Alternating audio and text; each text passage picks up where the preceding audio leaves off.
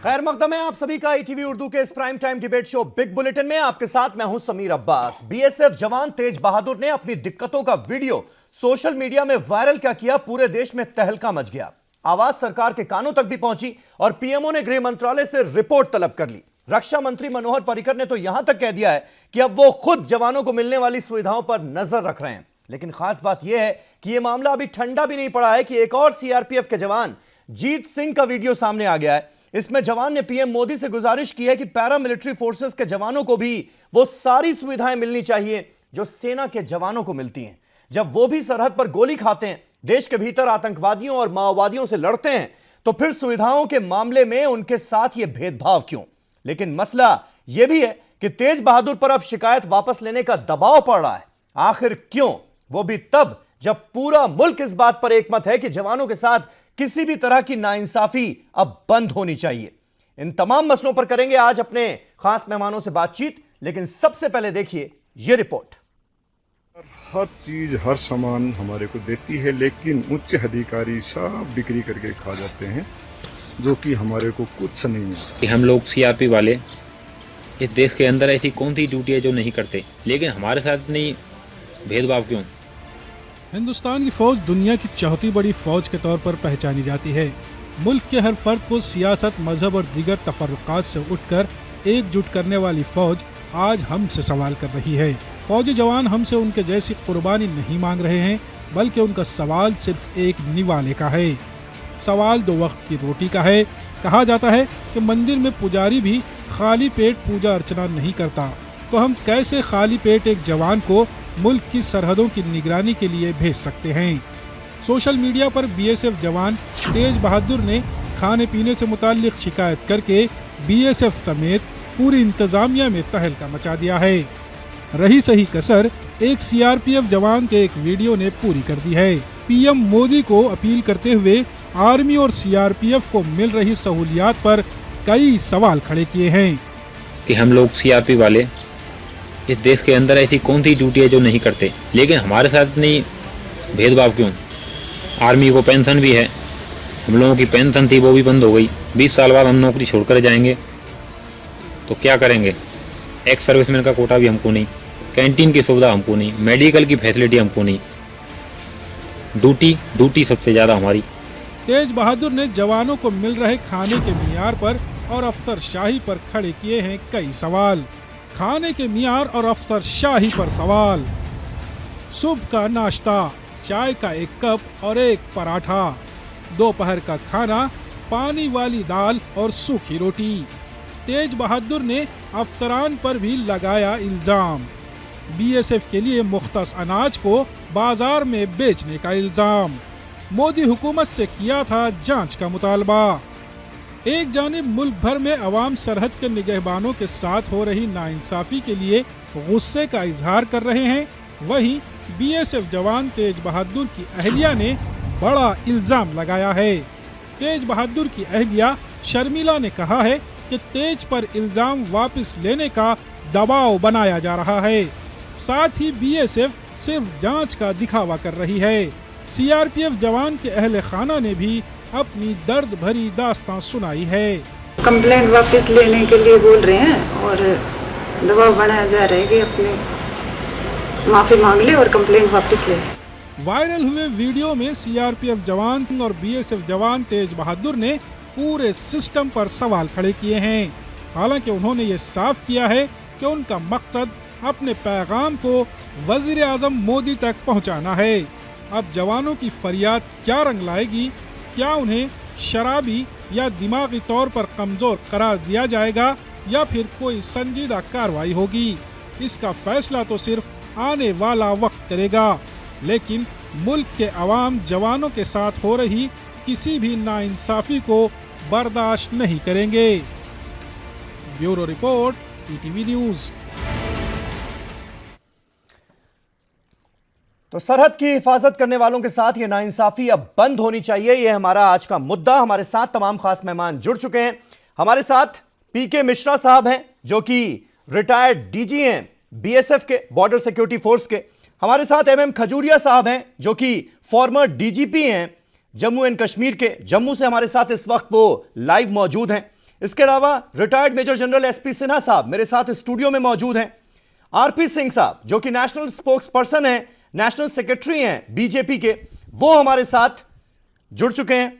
हमारे साथ सुलेमान मोहम्मद खान साहब भी मौजूद हैं जो कि कांग्रेस के नेशनल स्पोक्स पर्सन हैं, मेरे साथ स्टूडियो में ही मौजूद हैं।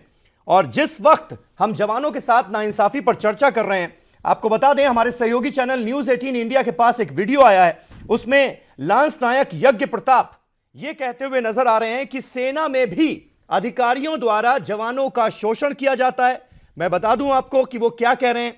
वो कह रहे हैं कि जैसे घर का काम, अधिकारियों के घर जाकर जूते पॉलिश करना, उनकी जो वाइफ्स होती हैं उनके साथ किचन का काम करवाना, अधिकारियों के बच्चों को स्कूल छोड़कर आना, ये तमाम नाइंसाफियां उनके साथ हो रही हैं और वो मजबूर हैं ये सब कुछ सहने के लिए, क्योंकि उन्होंने बाकायदा मानवाधिकार आयोग में इसको लेकर कंप्लेंट भी की थी, लेकिन मानवाधिकार आयोग की तरफ से जवाब आया कि ये डिफेंस का मामला है, इसमें हम कुछ नहीं कर सकते। ये तीसरा वीडियो है जो अब तक सामने आ चुका है। अब हम अपनी बहस को आगे बढ़ाते हैं। सबसे पहले आरपी सिंह साहब मैं आपके पास आऊंगा।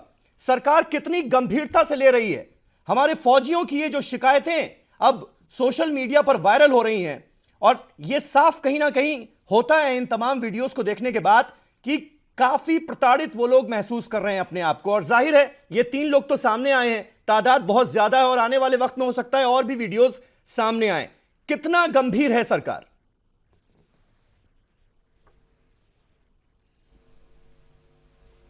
देखिए समीर साहब, जैसे ये जानकारी आई तुरंत होम मिनिस्ट्री ने एक इंटरनल इंक्वायरी बैठा दी है और प्रधानमंत्री कार्यालय ने भी उसका जानकारी तलब करी है कि किस प्रकार क्या मामला है और जहाँ पर जो दिक्कत है उसको वहाँ ठीक करेंगे, सुनिश्चित ठीक करेंगे। सरकार तो पूरी तरह गंभीर है क्योंकि ये मामला अब सामने आया है तो उसकी पूरी जांच हो और जांच के बाद जो भी लोग उसमें इन्वॉल्व हैं, तो मैं ये नहीं कह रहा कि पूरी कोई फोर्सेज इन्वॉल्व है, परंतु कहीं जहाँ व्यक्ति जहाँ इंडिविजुअल इन्वॉल्व हैं उनकी उनसे बात होनी चाहिए और उससे उनके खिलाफ जो जांच हो उसके खिलाफ अनुसार कार्रवाई होगी, ये सुनिश्चित समझिए आप। लेकिन आरपी सिंह साहब यहां पर एक सवाल ये खड़ा होता है कि आप कह रहे हैं सरकार बहुत गंभीर है, हमें यह नजर भी आता है कुछ हद तक पीएमओ ने गृह मंत्रालय से रिपोर्ट तलब कर ली, खुद रक्षा मंत्री ये कह रहे हैं कि वो खुद निगरानी कर रहे हैं अब जवानों को जो सुविधाएं दी जा रही हैं। लेकिन तस्वीर का दूसरा रुख जो ग्राउंड पर हमें नजर आता है वो उससे बिल्कुल अलहदा है। उसमें हमें यह नजर आता है जिस तरह से तेज बहादुर का मैं जिक्र करूं, तेज बहादुर को ट्रांसफर कर दिया गया हेडक्वार्टर में, उन्हें प्लम्बर बना दिया गया। इसके अलावा उनकी पत्नी सामने आती हैं और वो कहती हैं कि जबरदस्त दबाव डाला जा रहा है तेज बहादुर के ऊपर कि शिकायत वापस ले लो और माफी मांगो। ये तो कुछ और ही कहानी कहती है ये चीजें। देखिए मैं बड़ा स्पष्ट करता हूं इस मामले में कि अगर कहीं भी कहीं जाती होगी उसकी चिंता, अभी आपने खुद कहा कि पीएमओ खुद चिंता कर रहे हैं, रक्षा मंत्री खुद चिंता कर रहे हैं जी। होम मिनिस्ट्री ने अपनी तरफ से वहाँ पर इंक्वायरी कमेटी बिठा दी है। उसके अलावा डाइटिशियंस को भेजा है चेक करने के लिए किस प्रकार की डाइट है, उसके साथ अधिकारी भेजे हैं चेक करने के लिए क्या क्या सुविधा और क्या कमी है उसको ठीक करने के लिए। और मैं आपके माध्यम से कहना चाहूँगा उनकी पत्नी को भी और तेज बहादुर को किसी प्रकार का आप दबाव मत सहिए, आप किसी दबाव में आइए मत। आप अपनी जो बात है अपने जो सीनियर्स हैं उनसे कहिए और उसका आपको सोल्यूशन मिलेगा और आपको आपने जो बात कही उसका आपको एक रास्ता निकलेगा, उसका एक सोल्यूशन निकलेगा जरूर। ठीक है। पीके मिश्रा साहब हमारे साथ मौजूद हैं। पीके मिश्रा साहब, आप डायरेक्टर जनरल रह चुके हैं बीएसएफ के, मैं आपसे जानना चाहूंगा ये अधिकारियों की आखिर कौन सी मानसिकता है बीएसएफ के जिसमें एक जवान जो कि आवाज उठाता है अपने खिलाफ हो रही नाइंसाफियों के खिलाफ, उसी पर दबाव डाला जाने लगता है, उसी से कहा जाने लगता है कि भाई तुम अपनी शिकायत वापस ले लो वरना ठीक नहीं होगा, माफी मांग लो बच जाओगे। ये कौन सी मानसिकता है और ये बदलेगी कब? तेज सिंह का समीर आवाज जी, मैंने आपका क्वेश्चन को बहुत अच्छी तरह समझा और मैंने जी तेज सिंह का वीडियो और हमारा जो कांस्टेबल है बीएसएफ का उसका भी वीडियो बड़े गौर से देखा है और उसका आवाज जो है उसको मेरे को उम्मीद है कि बीएसएफ उसको नहीं दबाएगा। उसका निष्पक्ष जांच के लिए एक ब्रिगेडियर को सौंपा गया है, वो इंक्वायरी निष्पक्ष करने के लिए। इसलिए उसको अलग रखा गया, अलग जगह लगाया गया है। और मेरे को उम्मीद है कि अभी जो उन्होंने अपने फैमिली से बात करके बताया है कि मेरे ऊपर प्रेशर डाला जाता है, मेरा मुंह बंद करना पड़ता है, और मेरे को बता रहे हैं कि विड्रॉ करने के लिए और माफी मांगने के लिए, ये सब चीज जो है विक्टिमाइजेशन और विंडिक्टिवनेस बहुत अनुचित कार्य है, जो कि नहीं करना चाहिए। और बड़ा इम्पार्शियल तौर पर, जैसे कि पीएमओ इटसेल्फ, प्राइम मिनिस्टर और राजनाथ सिंह जी बड़ा इसमें बहुत इंटरेस्ट लेते हैं। मेरे को उम्मीद है कि जो ब्रिगेडियर साहब इसका इंक्वायरी करते हैं बड़ा निष्पक्ष जांच करेंगे, और इनके आवाज को, जो आवाज उन्होंने उठाया है, ठीक है, हम उसको अनुशासनहीनता बता सकते हैं कि वो डायरेक्ट क्यों सोशल मीडिया में गए, लेकिन कारण क्या है कि जवान को पेट भर के खाना नहीं मिलता है। अगर ये बात के ऊपर प्रश्न उठा है तो उसको कोई सहाय नहीं करेगा। जो जवान देश के लिए बलिदान देता है, जो ऊपर में इतने बड़े बड़े चोटी के ऊपर, बर्फ पहाड़ी के ऊपर खड़े होकर के देश का रक्षा करता है, उसका पेट में खाना नहीं जाएगा, ये बर्दाश्त नहीं किया जाएगा। मेरे को उम्मीद है कि उसके ऊपर प्रेशर न पड़ेगा।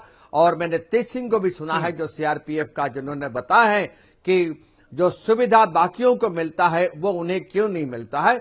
मैंने जरूर इसके बारे में बताऊंगा। थोड़ा सा मिनिस्ट्री ऑफ होम अफेयर्स को, ये पैरामिलिट्री फोर्सेज जो सेंट्रल पुलिस ऑर्गेनाइजेशंस है, उनके ऊपर ध्यान देना जरूरत है। जैसे पर्रिकर जी अगर उनके ऊपर देख रहे हैं कि आर्मी में जवान को क्या सुख सुविधा है, उसी मुताबिक राजनाथ सिंह और किरण रिजिजू भी सेंट्रल पुलिस ऑर्गेनाइजेशन को भी देखना चाहिए, ताकि उनका जो मांग है ओआरओपी का, उनका जो मांग है पेंशन का, जब आदमी को 2004 के बाद जो आए हैं, ज्वाइन किए हैं, जिनको पेंशन नहीं मिल रहा है, बिना पेंशन का 20 साल के बाद अगर वो चले जाएंगे, उसके बाद उनको, उस पर भी हम आएंगे। सीआरपीएफ के जवान ने जिस तरह से अपना दर्द बयां किया है, उस पर भी हम आएंगे। लेकिन एसपी सिन्हा साहब, ये जब अनुशासनहीनता की हम बात करते हैं, तो क्या एक बड़ा सवाल जो इस जवान ने उठाया है, तेज बहादुर साहब ने जो उठाया है, उसको हम नजरअंदाज करते हुए नजर आते हैं क्या? देखिए, पूरे इंसिडेंट में जो मैं देख रहा हूं, कुछ क्रूशल सवाल उठता है जी। पहला चीज कि खाने का स्टैंडर्ड जो दिखाया जा रहा है वीडियो पे, क्या सचमुच में उतना खराब है? दूसरा चीज कि क्या प्रोसीजर है, स्टैंडिंग ऑपरेटिंग प्रोसीजर क्या है खाना चेक करने का और ग्रीवांस रिडल्स सिस्टम का। हाँ। तीसरा चीज, क्या इस इंडिविजुअल ने जो प्रेस्क्राइब्ड कोड ऑफ कंडक्ट है उसका वायलेशन किया है, उसका गैरअंदाज किया है? ये सब इंपॉर्टेंट प्रश्न है। कुछ लोग कहीं कुछ माध्यम से ये पता चल रहा है कि ये वीडियो डॉक्टर्ड है। इसमें नहीं, अभी तक ऐसी कोई बात सामने नहीं आई है। मुझे पता चला है। सिन्हा जी, सवाल बड़ा ये है कि मेरे को बोलने दीजिए। नहीं, अगर किसी जवान ने अपने साथ हो रही नाइंसाफी को समीर जी पब्लिक कर दिया, तो अनुशासनहीनता कर दी उसने। नहीं, होल्ड ऑन, मैं सब पहलू पे आता हूं। हमारे फौज में दो चीजें हैं, क्वालिटी ऑफ फूड, और दूसरा चीज है ग्रीवांसेस रिड्रेसल जी। जो हमारे आर्मी में जो टेक्निक है कि हम जब सेकंड लेफ्टिनेंट थे तो लंगर में जाते थे, ब्रेकफास्ट चेक करते थे, लंच चेक करते थे, कभी कभी डिनर का भी स्टैंडर्ड चेक करते थे जी। जो ड्यूटी ऑफिसर होता है, वीकली ड्यूटी ऑफिसर, वो रिटर्न रिपोर्ट देता है जो कि कमांडिंग ऑफिसर के पास जाता है कि खाने का स्टैंडर्ड कैसा है। कभी कभी जब बड़ा खाना होता है उसमें अफसर भी शामिल होते हैं, उसमें भी स्टैंडर्ड ऑफ फूड चेक होता है। तो आर्मी में एक सेट ड्रिल है। तो इस ड्रिल के बावजूद बीएसएफ में क्या ड्रिल है वो मिश्रा जी ज्यादा बता पाएंगे। नहीं, आप तो आइडियल कंडीशन का जिक्र कर रहे हैं। नहीं, आइडियल नहीं, मैं तो आर्मी का ड्रिल बता रहा हूं।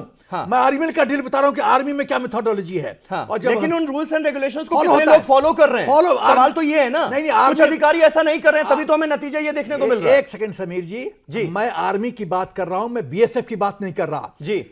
ये जो आर्मी का मैं ड्रिल बताया, मिश्रा जी जो डीजी रह चुके हैं बीएसएफ के, वो क्वालिफाई करें, बताएं, एम्पलीफाई करें कि क्या उन बीएसएफ में भी वही ड्रिल है जो आर्मी में ड्रिल है। हाँ। जो सेकंड मुद्दा में आता हूं जी कि ग्रीवांसेस रिड्रेसल का। हाँ। आर्मी में बहुत बढ़िया सिस्टम है ग्रीवांस रिड्रेसल का।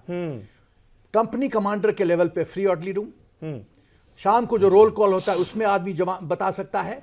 कमांडिंग ऑफिसर के ऊपर पे सैनिक सम्मेलन, जो विजिटिंग एडम इंस्पेक्शन होता है। सिन्हा साहब, मसला तो यही है कि नहीं बता पाता ना एक जवान, नहीं, अधिकारियों का इतना दबाव रहता है कि वो मुंह नहीं खोल सकता उनके आगे। नहीं तो लांस नायक यज्ञ प्रताप को वीडियो नहीं जारी करना पड़ता और ये नहीं कहना पड़ता कि उनको अधिकारियों के घर जाना पड़ता है, जूते पॉलिश करने पड़ते हैं। एक सेकंड, जूता पॉलिश करना उसका ऑथराइज ड्यूटी है। समीर जी, आपको नहीं पता है? ये एक जवान की ऑथराइज ड्यूटी है। यस, अधिकारी की पत्नी के साथ जाकर किचन का काम कराना ये ऑथराइज ड्यूटी है उसकी। एक सेकंड, दोनों चीज मिक्स मत कीजिए। हाँ, ये दोनों ही चीजें हैं ना। एक सेकंड, मैं शू पॉलिश की बात कर रहा हूं। शू पॉलिश उसका ऑथराइज ड्यूटी है, प्रेस्क्राइब ड्यूटी है। आपको जान के ताज्जुब होगा कि फील्ड जो रोमेल थे, जर्मन आर्मी के फील्ड मार्शल, उनको भी सहायक ऑथराइज था। मतलब डोमेस्टिक हेल्प और जवान के काम में कोई अंतर नहीं है, आप ये कह रहे हैं। होल्ड ऑन, आप why are you jumping to conclusions? मैं क्या बोल रहा हूं? पॉलिशिंग शूज, कपड़े का ध्यान रखना, यूनिफॉर्म लेआउट करना, ऑफिसर्स का पीटी किट तैयार रखना, ये सहायक का। ऑफिसर की पत्नी जो कहे सब्जी लेकर आना बाजार से, वो गलत है। हाँ, वो गलत करवाया तो वो भी जा रहा है ना। एक सेकंड, तो आप मिक्स मत कीजिए, मेरे स्टेटमेंट को मिक्स मत कीजिए जी। मैं ऑफिसर का एडमिनिस्ट्रेशन देखना प्रिस्क्राइब ड्यूटी है एज पर प्रैक्टिस इन वोग फौज में। उसमें कोई किंतु परंतु नहीं, जूता पॉलिश उसको करना पड़ेगा, उसकी ड्यूटी है। हाँ, ये किचन में सब्जी काटना वो गलत है, वो गलत है। बच्चों को स्कूल छोड़ना वो गलत है। लेकिन सवाल ये होता है, मैं आपसे एक निवेदन करना चाहता हूं, ठीक है, कि समीर जी, सुनने दीजिए मुझे जी। किस ऑर्गेनाइजेशन में खामियां नहीं है? क्या कोई भी ऑर्गेनाइजेशन 100% करेक्ट है, फुल प्रूफ है, डेफिशिएंसी प्रूफ है? नहीं। मेरा हम्बल रिक्वेस्ट है, आप एक वीडियो को आप इतना प्रचलित कर दिए, दूसरा वीडियो आया, तीसरा वीडियो आया, मेहरबानी तो अच्छी बात है ना, खामियां उजागर हो रही हैं। नहीं, अच्छी बात। खामियां जब तक उजागर नहीं होंगी तो उन्हें दूर कौन करेगा? नहीं, अच्छी बात। अब कम से कम सरकार जागी है ना। अच्छी बात है, अच्छी बात। अब ये कहा जा रहा है ना कि खामियां दूर की जाएंगी। आप जो सेंसिटिव ऑर्गेनाइजेशंस है उसको कमजोर मत कीजिए, प्लीज, मेरा हम्बल रिक्वेस्ट है। ठीक है, खजूरिया साहब, आप डीजीपी रहे हैं जम्मू एंड कश्मीर जैसे सेंसिटिव राज्य के। मैं आपसे जानना चाहूंगा, ये बार बार ये कह देना कि भाई आर्मी का मामला है, डिफेंस का मामला है, जैसा कि लांस नायक यज्ञ प्रताप भी अपने वीडियो में कहते हुए नजर आ रहे हैं कि मानवाधिकार आयोग में उन्होंने कंप्लेंट की, वहां से जवाब आया कि ये डिफेंस का मामला है, इसमें हम कुछ नहीं कर सकते। ये सेंसिटिव बार बार कह के जो कमियां हैं उनको बनाए रखना, ये कहां का तर्क हुआ?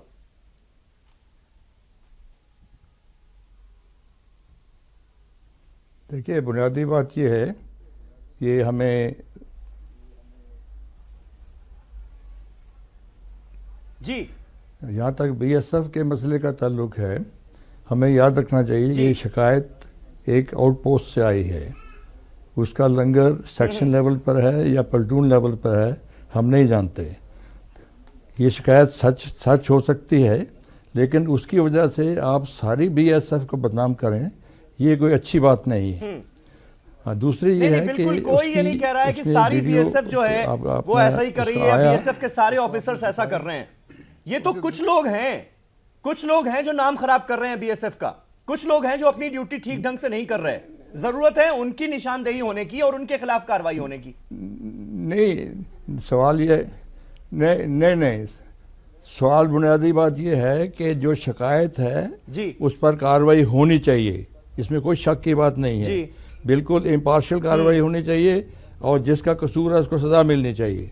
लेकिन इसका मतलब ये नहीं है कि हम सारी फोर्स को बदनाम करें और पहले उसकी बीवी का लाया, अब उसके भाई को लाया और फिर से क्या सवाल पूछते हैं आप उनसे कि क्या आपका बच्चा, क्या आपका कोई आप फौज में बीएसएफ में ज्वाइन करेगा?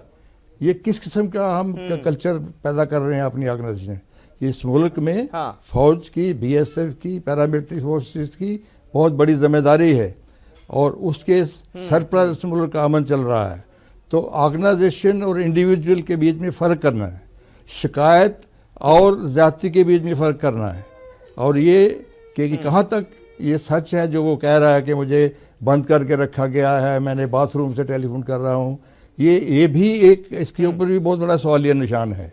तो किसी बात को भी आप एक गॉस्पेल ट्रूथ मान के नहीं चलें। बीएसएफ ने गलती की है ये कह के कि उस पर कोर्ट मार्शल हुआ था, ये हुआ था, वो हुआ था, उसके साथ कोई ताल्लुक नहीं है। उसकी शिकायत के ऊपर पूरी कार्रवाई होनी चाहिए अगर वो दुरुस्त है। अगर नहीं दुरुस्त है तो फिर उसके खिलाफ कार्रवाई होनी चाहिए। दूसरी बात ये है कि चेन ऑफ कमांड जो है उसको मत छेड़िए। आज जो बेस चल रही है उसमें ये नजर आता है कि you are pitching soldiers policemen against their officers. ये ऑर्गेनाइजेशन जो है ये हायरार्की है, ये लड़ाई और दुश्मन के मुकाबले के लिए है, इसको भगवान के लिए कमजोर मत कीजिए। बिल्कुल आप सही कह रहे हैं खजूरिया साहब, हायरार्की है और उसकी इज्जत होनी चाहिए। जूनियर सीनियर की के बीच में आपस में रिस्पेक्ट होनी चाहिए और जूनियर को सीनियर की इज्जत करनी चाहिए। ये तमाम बातें सही हैं, लेकिन तब क्या हो जब जूनियर के साथ लगातार नाइंसाफी हो रही हो? वो कहां जाए, किसके खिलाफ आवाज उठाए और कैसे उठाए? सुलेमान मोहम्मद खान साहब, पिछले 17 सालों से इस देश में या तो बीजेपी की सरकार है या कांग्रेस की सरकार है, जवानों की हालत ऐसी क्यों है? बड़ा सवाल तो यह है कि आज उन्हें सोशल मीडिया पर आकर, और जिसे अनुशासनहीनता सेना में कहा जाता है, वो करते हुए अपनी साथ हो रही नाइंसाफी को यूं बयां करना पड़ रहा है। देखिए, मैं दोनों हमारे साथ पैनल पे बड़े सीनियर अफसर हैं फौज के जी, उनकी बातों से मैं मुत्तफिक हूँ ये बात में। देखिए, ये आर्मी का मामला है और किसी भी सियासी जमात को इस आर्मी के इशू पे बहुत सियासत नहीं करना चाहिए। किसी का हाँ कोई जायज हक है और उसको छीना जा रहा है, तो कोई भी सियासी जमातें क्या कोई भी भारत का जो बाशिंदा होगा, नागरिक होगा, वो उस इशू को उठा सकता है जी। जो इस जवान के साथ हुआ, तेज बहादुर यादव के साथ, इसकी एक जायज बात थी, उसने वो बात वीडियो पे कही जी।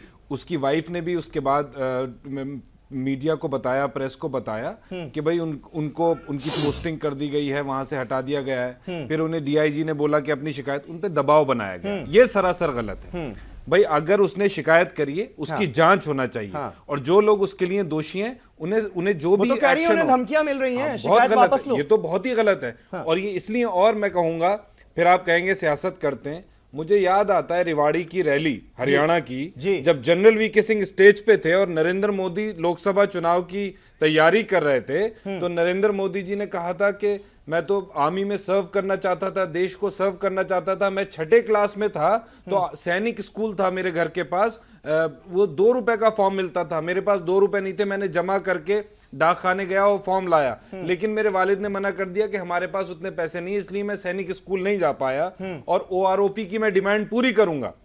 26 फरवरी 2014 को कांग्रेस पार्टी ने OROP लागू किया। 30 लाख एक्स सर्विसमैन की जो सेम रैंक से, सेम लेंथ ऑफ सर्विस से रिटायर होंगे, बजट रख के गए थे आप? उन्हें सेम OROP के लिए कितना बजट रख के गए थे आप? 500 करोड़। सर मैं बात पूरी कर लूं जी, सर मैं बात पूरी कर लूं, मैं बात पूरी कर लूं, आप मुझे काउंटर करना जी। 26 फरवरी को कांग्रेस पार्टी ने जो फौजी सेम रैंक से, सेम लेंथ ऑफ सर्विस से रिटायर होंगे, उन 30 लाख फौजियों को उनका हक दिया, पेंशन दिया और उसमें डिसेबिलिटी पेंशन और फैमिली पेंशन भी जोड़ा।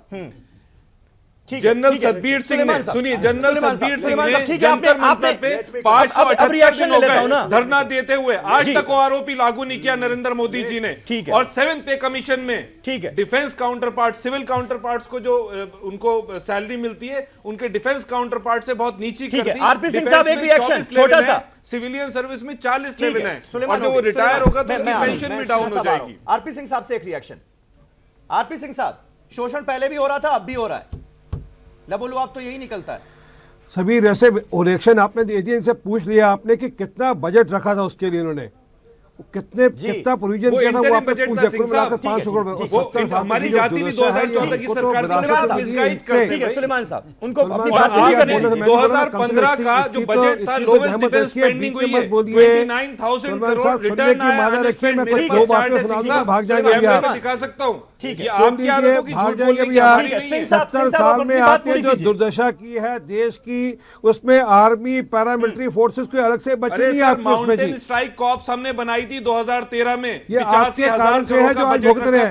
ये जो सारा कुछ है जवानों का कष्ट है, ये जो लगाने के बैठे हैं, आपने 2015 के बजट में आपकी मेहरबानी है जो भुगत रहा है देश आज भी। और हमने कहा तुरंत कार्रवाई करेंगे और हमने ORP लागू किया जी, हमने पेंशन वाला मामला लागू किया। आपने तो मिलाकर 500 करोड़ का प्रोविजन दिया था, उसमें क्या होता जी? सर, जब 2015 में मोदी जी जा रहे थे चाइना विजिट पे, उससे 3 हफ्ते पहले उसका बजट 50% कम कर दिया। मर्यादा बनाकर रखी है, ऐसे किसी की आवाज नहीं सुन पाएंगे हमारे व्यूअर्स। सलमान साहब, आपने किया क्या बता दीजिए? 70 साल में आपने आर्मी के लिए किया क्या बता दीजिए एक बार। अच्छा, आपने भाषण देने आते आपको हदी बड़ी कर दी। सालों में आप आपने सर्जिकल सरकार स्ट्राइक किया, फौज ने आपने क्या किया, किया, 70 क्रेडिट साल लेने दिया आपकी आपने। सरकार खड़ी हो गई। 70 सालों को फौज फौज को को छोड़ क्रेडिट आप देना छीने चाहिए। ले रहे हैं, आप तो फौज का तक ठीक है, क्रेडिट छीने ले रहे एसपी हैं सिन्हा अपनी साहब एक सियासत के रिएक्शन लिए। आपका, मुझे ब्रेक लेना है आपने जल्दी से। बोफोर एसपी सिन्हा घोटाला, हेलीकॉप्टर घोटाला, इसके अलावा किया क्या आपने? अरे आपको घोटालों का जिक्र हम बाद में करेंगे घोटालों साहब। का किया क्या बोलते आपने? रहते हैं जवानों के साथ हेलीकॉप्टर के, नाइंसाफी हो रही है, उसका जिक्र हो रहा है। कोई आज तक एविडेंस हमारे खिलाफ नहीं है, हमारे ऊपर आप कहते हैं बात। समीर जी समीर सिन्हा जी, साहब, 1 रैंक 1 पेंशन पे बहुत मैं क्लियर पोजीशन करना कहां से कहां पहुंच गए? 57 इयर्स, 57 साल कांग्रेस ने मजाक किया फौजियों के साथ। 57 साल, चाहे वो शरद पवार कमेटी रिपोर्ट हो, प्रणब मुखर्जी कमेटी रिपोर्ट हो, 5 सेक्रेटरीज का रिपोर्ट हो, सब ने कहा नो नो नो।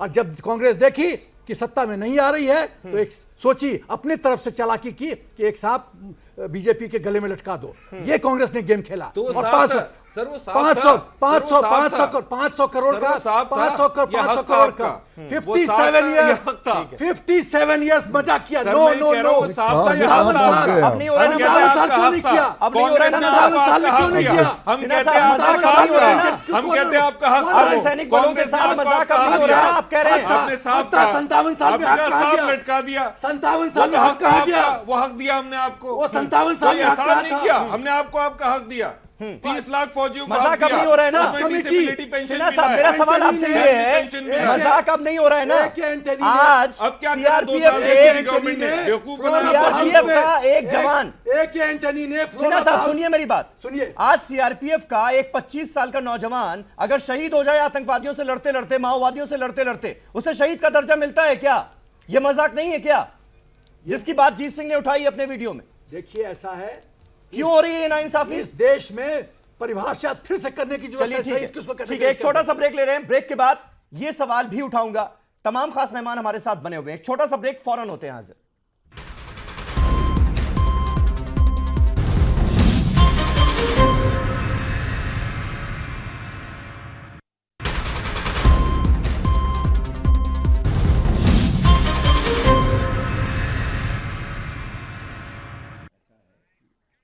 तो फौजियों के साथ हो रही किसी भी तरह की नाइंसाफी अब बंद होनी चाहिए। हमारे साथ तमाम खास मेहमान मौजूद हैं। आरपी सिंह साहब, एक बार फिर मैं आपके पास आऊंगा। अभी तक जो बयानात हमारे सामने आए हैं, अगर आप उनको एनालाइज करें तो क्या पाते हैं?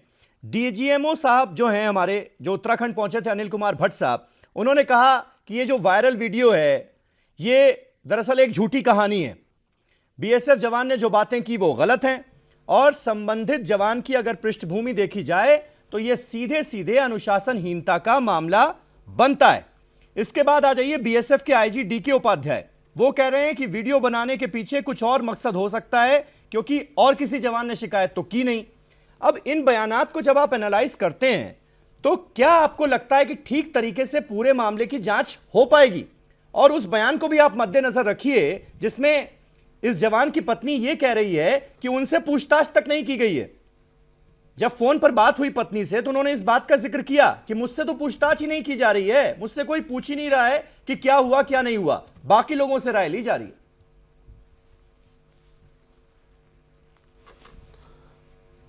देखिए, जहां तक उनकी पत्नी से तो कोई पूछताछ होनी नहीं, जवान से पूछताछ होनी है। वो उस बारे में जो पूछ उनसे होनी नहीं, फोन में वो फोन पर उन्होंने जिक्र किया अपनी पत्नी से कि मुझसे पूछताछ नहीं की जा रही। जानकारी एक, हाँ, उनसे जानकारी ली जाएगी मैंने कहा, क्योंकि सीधा प्राइम मिनिस्टर ऑफिस उसके ऊपर निगरानी रख रहा है। उन्होंने होम मिनिस्ट्री से रिपोर्ट मांगी है इस बारे में, और होम मिनिस्ट्री ने भी नीचे जो अभी बताया गया ब्रिगेडियर रैंक के एक अफसर को लगाया है। वो ठीक है, उनके अधिकारी का वो एक उनको लगता है कि अवहेलना की गई है, जो उनका एक सिस्टम है उसकी अवहेलना की गई, वो ठीक बात है। परंतु कोई विषय अब जानकारी में है, विषय अपनी जगह है, और अवहेलना वाला जो मामला, डिसिप्लिन वाला मामला अपनी जगह है। परंतु जहाँ तक विषय का मामला है, जहाँ तक कि वो कैसा खाना दिया जाता है, कैसा नहीं दिया जाता, उसकी चिंता होम मिनिस्ट्री पूरी कर रही है। इसलिए इंक्वायरी के साथ साथ डायटीशियंस भी लगाए गए जो कि पूरी चेक करके बताएंगे कैसे क्या है क्या नहीं है। आरपी सिंह साहब, लेकिन ये सब तो अब हो रहा है ना, इतनी सारी शिकायतें सामने आने के बाद पहले सरकार नींद से क्यों नहीं जागी? होगी।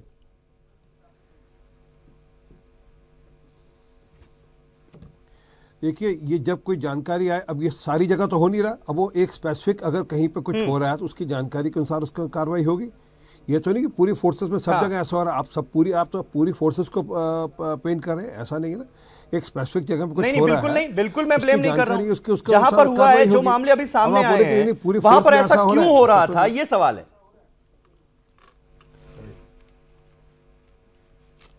ठीक है, एसपी सिन्हा साहब इसका जवाब देना चाह रहे हैं। एसपी सिन्हा साहब के पास जब कोई चीज जानकारी में है कि उसकी आप ये कह रहे हैं कि जो ये खामियां नजर सामने आ रही हैं, सरकार ने क्या तवज्जो दिया? जी, आपका प्रश्न यही है, एम आई राइट? सरकार ने पहले तवज्जो क्यों नहीं दिया, मेरा प्रश्न ये आपका प्रश्न है, सरकार ने पहले तवज्जो नहीं किया। जी, हर एक ऑर्गेनाइजेशन में एक कमांड स्ट्रक्चर होता है जिसकी चार्टर ऑफ ड्यूटीज होती है। हर एक चीज में एक कंपनी कमांडर का चार्टर ऑफ ड्यूटी सरकार नहीं मॉनिटर करेगी। हाँ। उसके ऊपर बॉस मॉनिटर करेगा, कमांडिंग अफसर करेगा, उसके ऊपर डीआईजी करेगा, उसके ऊपर आईजी करेगा, उसके ऊपर डीजी करेगा। ठीक है, कमांड स्ट्रक्चर है। यदि ऐसी खामियां नजर आ रही है तो आप कमांड स्ट्रक्चर को दोषी ठहराइए, एक फैक्ट फाइंडिंग। फिर आज देश के रक्षा मंत्री को यह कहने की जरूरत क्यों पड़ गई कि अब मैं खुद निगरानी करूंगा जो तमाम सुविधाएं दी जाती हैं जवानों को? देखिए क्यों पड़ गई? अगर सारा आपका स्टाफ ठीक ढंग से काम कर रहा है, सारे अधिकारी ठीक ढंग से अपनी ड्यूटी निभा रहे हैं, तो फिर यह जरूरत क्यों पड़ती है? नहीं, आपने पहला स्टेटमेंट दिया कि पहले क्यों नहीं किया। हाँ। मैं उसका उत्तर दे रहा हूं जी कि एक कमांड स्ट्रक्चर है जिसकी क्लियर मैंडेट होती है, क्लियर चार्टर ऑफ ड्यूटीज होती है। स्ट्रक्चर तो अब भी है ना? अभी है। हाँ, और वो ठीक ढंग से काम भी कर रहा है आपके हिसाब से? ठीक ढंग से काम नहीं करते तो आर्मी में एक प्रेसिडेंस है। आप फैक्ट फाइंडिंग कीजिए, कोर्ट ऑफ इंक्वायरी कीजिए, जहां गलती हो उसको फिक्स कीजिए। आप देखिए कितने ऑफिसर्स फिक्स हुए हैं, कितने ऑफिसर्स फिक्स हुए हैं। जम्मू एंड कश्मीर में भी बहुत ऑफिसर्स फिक्स हुए हैं। हाँ। तो सेट प्रोसीजर है, ग्रीवांसेस रिड्रेसल सिस्टम है, सब मेथड है। हर एक चीज को वायलेट करके आप हर एक चीज को बोलिएगा सरकार अब कि एक जवान मूंगफली खा रहा है वो भी सरकार मॉनिटर करे, नॉट पॉसिबल। ठीक, इट इज नॉट पॉसिबल। ठीक है सुलेमान साहब, पहले भी ये इस तरह की समस्याएं आती रही होंगी, जाहिर है ये एकदम से तो इस तरह की समस्याएं नहीं हुई, लेकिन क्या सरकारों की लापरवाही को इसमें जिम्मेदार नहीं ठहराया जाना चाहिए? देखिए, कोई भी, ये बात मैं आपसे बिल्कुल इत्तेफाक रखता हूँ, किसी भी सिस्टम में, ऑर्गेनाइजेशन में हर वक्त हर चीज़ परफेक्ट नहीं होती है जी, कमियां सब जगह होती हैं और उसको सुधारा भी जाता है। कहीं शिकायत आती है, उस शिकायत को, ग्रीवेंस को एड्रेस भी किया जाता है, उसकी इंक्वायरी होती है और जो लोग इसमें जिम्मेदार होते हैं उनके खिलाफ एक्शन भी होता है और लेना भी चाहिए सरकारों को। सवाल आज ये है कि जो सरकार जी अपने आप को सबसे बड़ी देशभक्त सरकार कहती है कि उनके अलावा कोई देशभक्त सरकार रही ही नहीं, और फौज ने जो सर्जिकल स्ट्राइक्स किया अभी सितंबर में जी, और इतना बड़ा काम किया, उसका तक क्रेडिट लेने के लिए हाँ, सरकार तैयार थी और लेने की कोशिश भी करी प्रधानमंत्री ने और डिफेंस मिनिस्टर ने, और ये कहा कि अब हमारी जो फौज है वो इजराइल की फौज की तरह हो गई है, तो क्या पहले नहीं थी? तो ये सब सवाल हैं। और जो दिवाली मनाते हैं फौज के साथ जाके प्रधानमंत्री, दिवाली तो मनाते हैं, पब्लिसिटी और एडवर्टाइजिंग तो पूरी करते हैं। मैं फौजियों के लिए इतना दर्द बड़ा रखता सवाल तो ये भी है ना, अर्धसैनिक बलों को, अर्धसैनिक बलों के साथ जो ज्यादतियां हो रही हैं, जिस तरह से जीत सिंह ने इन बातों को उजागर किया है, और ये बातें पहले भी उठती रही हैं, वो तो जब आपकी सरकार थी तब भी हो रही थी ना। आपने क्यों नहीं कोशिश की कि इसको खत्म किया जाए, जो डिफरेंसेस है इनको हटाया जाए? खाने दूंगा का जो नारा 2.5 साल में नहीं हुआ ये था, वो तो अब ऐसा लगता है कि वो ये कहते हैं कि तुम लोग खूब खाओ, मैं यहां बैठा हूं, कोई फिक्र की बात नहीं है। तो ये सब भी देखना है। तो ये वो सरकार है जिसने OROP लागू नहीं किया। जनरल सतबीर सिंह 578 दिन हो गए जंतर मंतर पे धरना देते हुए। क्या ऐसी बात है कि OROP पे फौजी आज तक धरना दे रहे हैं? कितना झूठ बोल रहे हैं आपके चैनल पे। कांग्रेस पार्टी ने लागू किया के साथ। फिर ये भी सवाल उठेगा ना, आपने 10 साल में क्या किया? मैं OROP पे नहीं जाना चाह रहा हूं, प्लीज आप मेरी बात समझिए सुलेमान साहब, मैं OROP पर नहीं जाना चाह रहा हूं। पीके मिश्रा जी, मैं आपसे जानना चाहूंगा, अर्धसैनिक बलों के साथ कौन सी नाइंसाफियां हैं जो अभी भी जारी हैं? पहले की सरकारों में भी हमने देखा 10 साल कांग्रेस का शासन रहा और आज भी वही हो रहा है, जिसका जिक्र सीआरपीएफ के जवान ने वीडियो में अपने किया भी है। ये नाइंसाफियां, ये डिफरेंसेस कब खत्म होंगे? बहुत अच्छा सवाल आपने, बहुत अच्छा सवाल आप हमने पूछा। हम इंतजार कर रहे थे कि आप हमें पूछेंगे। बिल्कुल, मैं खुले दिल से बोल रहा हूं कि अर्धसैनिक बलों को ठीक से लुक आफ्टर नहीं किया जाता है। आप देखिए, जो लोग उसी तरीके से हाई अल्टीट्यूड में, बर्फीले एरिया में, पहाड़ के ऊपर काम कर रहे हैं, रात दिन भर काम कर रहे हैं। और अभी जो हमारा डीजी जे.के. साहब है वो भी मेरे को सुन रहे होंगे, उनको पता भी है बीएसएफ कहाँ कहाँ ड्यूटी करता है और सीआरपीएफ नक्सलवादी एरिया में क्या क्या ड्यूटी करते हैं। इन लोगों को 2004 के बाद जो ज्वाइन किया उनको पेंशन बंद कर दिया गवर्नमेंट ने। अब आखिर क्यों? जब ये चीज बाकियों के साथ है तो ये अर्धसैनिक बलों का क्या तकलीफ हो गया कि उनको पेंशन नहीं दिया गया? मैं पॉलिटिकल कोई चीज नहीं बताऊंगा, दोनों गवर्नमेंट के, पुराना गवर्नमेंट नया गवर्नमेंट दोनों है। क्या मैं गुजारिश कर सकता हूं कि अर्धसैनिक बलों का पेंशन फिर से लागू किया जाए? एक तो ये चीज है जो जीत सिंह ने बताया था नक्सलवादी एरिया में। दूसरा चीज है मिश्रा साहब, सबसे बड़ी बात तो ये है कि शहीद का दर्जा तक नहीं मिलता। सीआरपीएफ का एक जवान अगर शहीद हो जाए, 25 साल का नौजवान, तो उसे शहीद का दर्जा भी नहीं मिलेगा। क्यों? और एक सर्विसमैन का दर्जा नहीं मिलता है, उनको स्पेशल अलाउंसेस जो होता है, मिलिट्री सर्विस स्पेशल अलाउंस, वो चीज उनको भी नहीं मिलता है। अपना पैरामिलिट्री फोर्सेस को, सेंट्रल पुलिस ऑर्गेनाइजेशन को भी नहीं मिलता है। अब ओआरओपी के बारे में बहुत बात हो रहा था। क्या गलती की है इस अर्धसैनिक बलों ने? क्या उनका ओआरओपी के बारे में कोई नहीं सोचेंगे? क्या उनका 1 रैंक 1 पेंशन नहीं होना चाहिए? वो क्या देश से अलग है? देश को क्या वो भी नहीं गार्ड करते हैं? क्या गुनाह किए हैं? तो ये सब चीज जो है अर्धसैनिक बलों के बारे में सोचना चाहिए गवर्नमेंट को, जो कि अभी तक लागू नहीं हुआ। इसका रिकमेंडेशन भी गया है 7th पे कमीशन में। अगर देखा गया जो स्पेशल अलाउंसेस एक जवान को मिलता है, आर्मी का जवान को, हम किसी के साथ तुलना नहीं करना चाहते हैं, लेकिन आप देखिए सैटरडे संडे हर एक लोगों को मिलता है, लेकिन ये अर्धसैनिक वाले जो है ऊपर में बैठे रहते हैं, 24 आवर्स ड्यूटी देते हैं, वो चीज कभी नहीं है। और दूसरा है बीएसएफ को आज तक पीस पोस्टिंग उनका नहीं है। आप देखिए फौज में 2 साल के बाद फील्ड पोस्टिंग के बाद उनको पीस पोस्टिंग मिलता है।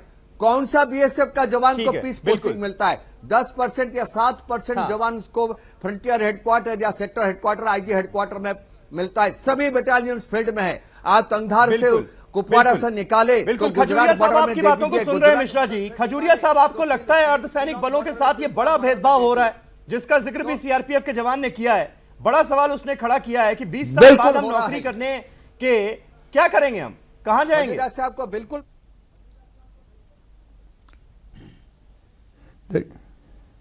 देखिए, बुनियादी बात यह है कि जिस किस्म की ड्यूटीज पिछले 25 साल से ये पैरामिलिट्री फोर्सेस कर रही हैं, वही ड्यूटीज़ आर्मी भी कर रही है, और बल्कि वही ड्यूटी जम्मू कश्मीर पुलिस भी कर रही है। तो जो फैसिलिटीज़ आर्मी को मिलती हैं उसके पैरेलल फैसिलिटीज़ इनको मिलनी चाहिए। जब ड्यूटी एक किस्म की है, जिम्मेदारी एक किस्म की है, तो उनके फैसिलिटीज़ उस किस्म की क्यों नहीं मिले? ये एक बहुत बड़ा सवालिया निशान है। और इसकी वजह जैसे अब हमें समझना चाहिए कि आप जो लोग भर्ती हो रहे हैं वो अनपढ़ लोग नहीं हैं, पढ़े लिखे लोग आ रहे हैं, कांस्टेबल बन रहे हैं। और इस वक्त इंफॉर्मेशन एक्सपोजर का ज़माना है, उनको सब बात वो समझते हैं, सब जानते हैं। तो गवर्नमेंट को इसमें बैठ के बड़ा सीरियसली इस पर गौर करना चाहिए। और ये इंसिडेंट से हुए हैं, इनको मैं समझता हूँ कि हर ऑर्गेनाइजेशन को एक वेकअप कॉल समझना चाहिए। घर में हम देखें हमारे यहाँ कहाँ कमजोरी है, उसको ठीक करें ताकि इस किस्म का मसला दोबारा नहीं हो। और मुझे लगता है आपको भी जवाब देना चाहिए। 2004 से पेंशन तक बंद हो गई, ऐसा क्या गुनाह कर दिया अर्धसैनिक बलों ने? अर्धसैनिक बल हमारे आतंकवादियों से लड़ते हुए, माओवादियों से लड़ते हुए शहीद हो रहे हैं, जान दे रहे हैं, पेंशन भी बंद कर दी गई उनकी, शहीद का दर्जा भी नहीं। क्यों? 4 से 14 के साथ लड़ाई करते हैं। बिल्कुल उनको जवाब देना चाहिए, क्यों बंद कर दिया? आपकी बात बिल्कुल जायज है और बिल्कुल होना चाहिए। अब ये जो इशू है कि भाई बंद कर दी गई, तो इसका कोई रीजनिंग होगी, लेकिन बिल्कुल होना चाहिए। आपका सवाल जायज है और इस मुद्दे को की रिकमेंडेशन भी होना चाहिए, और भाई पैरामिलिट्री फोर्सेस की पेंशन भी होना चाहिए और उनको दर्जा भी मिलना चाहिए शहीद का। मैं आपसे बिल्कुल इत्तेफाक रखता हूं इस बात से। एसपी सिन्हा साहब, एक रिएक्शन। देखिए, आर्म्ड फोर्सेस को पैरामिलिट्री फोर्सेस से कंपेयर नहीं किया जा सकता। बहुत ओपन शब्द में कर रहा हूं। टर्म्स कंडीशंस अलग है, नंबर ऑफ सेक्रीफाइसेस जो फौज को करनी पड़ती है।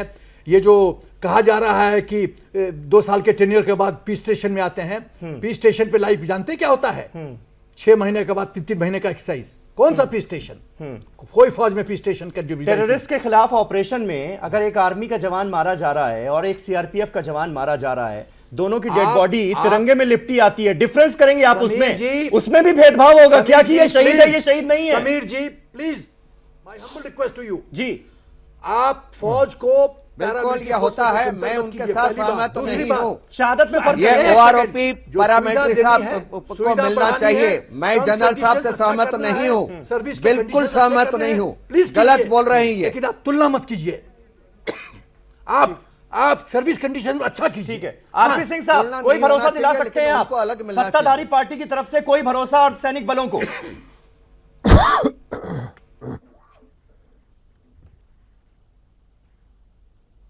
पूरा अंडर कंसिडरेशन है कि किस प्रकार से जो पैरामिलिट्री फोर्सेस है उनकी चिंता की जाए, कैसे उनकी जो पेंशन बंद हो गई थी उसकी भी चिंता की जाए। ये पूरा एक विषय अपने आप में उसमें संज्ञान में सरकार के, जैसे वन रैंक वन पेंशन का इशू सरकार ने इनिशिएटिव लेकर ठीक किया है और उसको लागू किया है, वैसे इस पे भी चलिए ठीक है, हम उम्मीद करते हैं कि आप अर्धसैनिक बलों की जो समस्याएं हैं उनको ध्यान में रखते हुए कोई फैसला लेंगे। 10 साल तक कांग्रेस के शासन में जो उनकी नहीं सुनी गई, ऐसा आगे नहीं होगा। इसी उम्मीद के साथ इस डिबेट को आज मैं क्लोज कर रहा हूं और वक्त हमारे पास खत्म हो चुका है। आप सभी का बहुत बहुत शुक्रिया। खजूरिया साहब, मिश्रा जी, सिन्हा साहब बहुत बहुत शुक्रिया, आरपी सिंह साहब, सुलेमान बहुत बहुत शुक्रिया हमारे साथ इस डिबेट का हिस्सा बनने के लिए। कल एक नए टॉपिक पर नई डिबेट के साथ हाजिर होऊंगा, तब तक के लिए शब बखैर।